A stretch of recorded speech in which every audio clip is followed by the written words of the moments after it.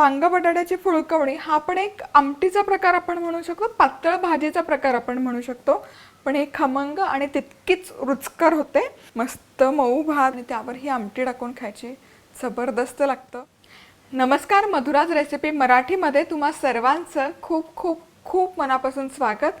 आज आपण वांग बटाट्याची फुलकवणी कशी बनवायची ते बघतोय। फुलकवणी म्हणजे काय? फुलकवणी म्हणजे फळकट, चहा फळकट झाला किंवा भाजी खूप फळकट झाली असा एक शब्द किंवा वाक्यप्रचार येतो। तर याचा सगळ्यात सोपा अर्थ म्हणजे काय? रस पातळ, म्हणजे चहा फळकट झाला याचा अर्थ की तो घट्ट नाही झाला, थोडासा पातळसर झाला। तर वांग बटाट्याची फुलकवणी हा पण एक आमटीचा प्रकार आपण म्हणू शकतो, पातळ भाजीचा प्रकार आपण म्हणू शकतो। साधारणपणे मराठवाड्यात बनवलं जाते फुलकवणीचे प्रकार। तर झटपट रेसिपी आहे। जरी नाव फळकट असलं, फुलकवणी असलं तरी त्याचा शब्दशः अर्थ पातळसर, आमटीचा प्रकार आपण असं म्हणू शकतो। पण हे खमंग आणि तितकीच रुचकर होते। तर कढईमध्ये 2 चमचे तेल गरम करून घेतलेलं आहे। यामध्ये अर्धा चमचा मोहरी मस्त तडतडली पाहिजे, म्हणजे मग खमंगपणा तेलामध्ये उतरतो। आणि दुसरी गोष्ट, जर ती नीट अशी तळली नाही गेली, खमंग अशी त्याची फोडणी नाही बसली तर दाताखाली ती कचकच लागते। म्हणून मोहरीने उड्या मारणं गरजेचं आहे तेलामध्ये गेल्यावर। चला तर मग इथे मोहरीने उड्या मारायला सुरुवात केलेली आहे। आता यामध्ये अर्धा चमचा जिरं पण मस्त फुललं पाहिजे, मस्त। आता हिंग, एक चिमूटभर हिंग, लसूण, चमचाभर लसूण पाकळ्या बारीक चिरून घेतल्या आणि कढीपत्त्याची पान। आता 1 मिनिटभर फक्त हा लसूण आपण फ्राय करून घेऊया। आहा, जबरदस्त तेल आणि लसूणची फोडणी इतकी खमंग बसते ना। हलकासा लसूण परतून झाला, त्याचा रंग हलकासा बदलायला लागला की यामध्ये बारीक चिरलेलं टोमॅटो घालायचं आणि 1-2 मिनिट फक्त शिजवून घेऊयात, मऊ करून घेऊयात। टोमॅटो हलकासा मऊ व्हायला सुरुवात झाली की यामध्ये 1 चमचाभर गोडा मसाला घालायचा। तर हे जे मधुराज रेसिपी मसाले याची प्रतियोगिता अजूनही चालू आहे, विकली असते। तर तुम्ही जर मसाला ऑर्डर केला तर ऑर्डर नंबर फक्त तुम्ही कळवा। लाल तिखट घातलंय, बेडगी मिरची, रंग खूप सुरेख येतो, म्हणून तुम्ही ऑर्डर नंबर madhurajrecipe@gmail.com ला पाठवा। 3 लकी विनर आम्ही निवडतो आणि अर्थातच त्यांना आम्ही पुस्तक पाठवतो, एक सिक्रेट भेटवस्तू आणि एक सिक्रेट मसाला। आणि जे खूप उपयोगी आहे, ती भेटवस्तू पण खूप उपयोगी आहे, मसालाही उपयोगी आहे आणि पुस्तक अर्थातच उपयोगी पडतं। आता यामध्ये शेंगदाण्याचं कूट 3 ते 4 चमचे घालायचं, पाव वाटी मी इथे घेतला, मिक्स करायचं।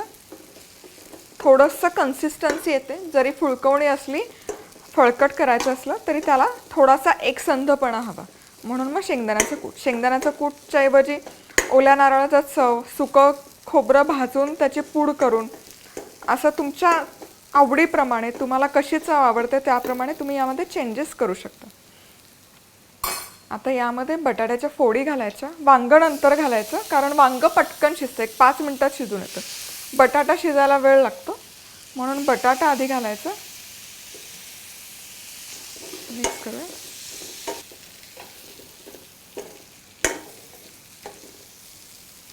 यामध्ये पाणी घालूयात। कुठलाही बटाट्याचा पदार्थ जेव्हा आपण शिजवतो ना, तेव्हा आधी मीठ घालायचं नाही, कारण बटाट्याची टेंडन्सी अशी असते ना, जितकं मीठ असेल तितकं ते खात जातं। त्यामुळे भाज्या बऱ्याचदा खारट व्हायची शक्यता असते किंवा मीठ जास्त पडू शकतं। त्यामुळे हे बटाटा शिजवून द्यायचं आणि मग सगळ्यात शेवटी शिजत आला की मग मीठ घालायचं, मस्त। आता 1 उकळी काढून घेऊयात आणि इथे मस्तपैकी उकळी फुटायला सुरुवात झालेली आहे।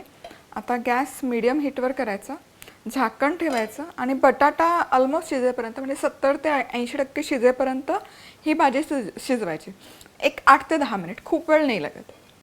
प्रिय मित्र आणि मैत्रिणींनो, मधुराज रेसिपी आवडतात ना, मग चॅनल सबस्क्राईब करा आणि बेल आयकॉनवरही क्लिक करा।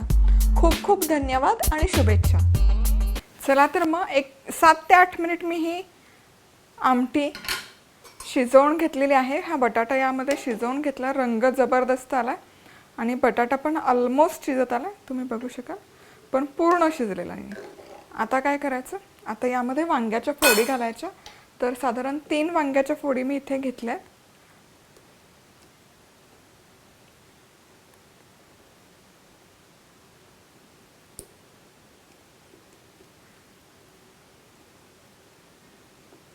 मिक्स करायचं आणि आणखी एक 5 ते 6 मिनिट हे शिजवून घेऊयात. इथे आणखी एक फक्त 5-6 मिनिट मी हे वांग शिजवून घेतलंय.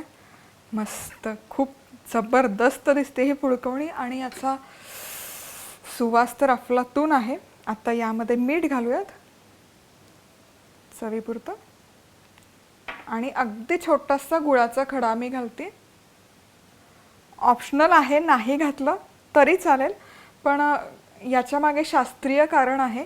कारण वांग वातूड असतं, त्याचा स्वभावधर्म वातूड असतो. गुळ घातला की ते पचायला हलकं जातं, म्हणून वांग्याचे कुठलेही पदार्थ असेल तर मी शक्यतो गुळ घालते. वापरलंच पाहिजे असं की नाही. तुम्हाला गोड चव नसेल आवडत तर नका वापरू.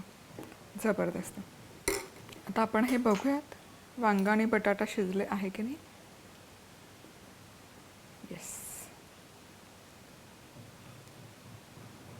बटाटा व्यवस्थित असा मऊ झाला आहे, त्याचबरोबर वांगही परफेक्ट शिजलं आहे आणि दोन्ही भाज्या इथे ओव्हरकुक झालेल्या नाही आहेत, जे महत्त्वाचं आहे.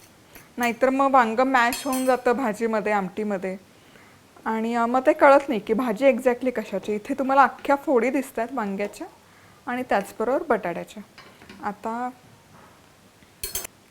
बारीक चिरलेली कोथिंबीर, भन्नाट दिसतंय, जबरदस्त दिसतंय.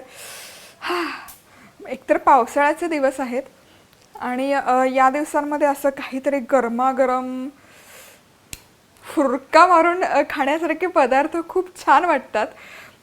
तर गरम गरम बाजरीची भाकरी किंवा ज्वारीची भाकरी चुरून त्यामध्ये हा रस्सा घालून मस्त लागतं. पण मला पर्सनली भाताबरोबर खूप छान आवडतं. मस्त मऊ भात किंवा कुठलाही भात आणि त्यावर ही आमटी टाकून खायची, जबरदस्त लागतं. वेगळाच प्रकार आहे, नक्की बनवून बघा. छान अशी पातळसर झाली आहे, पण त्याला एकसंध अशी कन्सिस्टन्सी आहे. तुम्ही बघू शकाल, कुठेही असं रस्सा एकीकडे फोडी एकीकडे असं नाही आहे. हे असं झालं पाहिजे. फुलकवणी चवदार होते. नाव जरी फुलकवणी असलं तरी भाजी इथेही चवदार होते. त्यामुळे नक्की बनवून बघा. सबस्क्राईब केलं नसेल तर जरूर सबस्क्राईब करा आणि त्याचबरोबर बेल आयकॉनवर क्लिक करायलाही विसरू नका.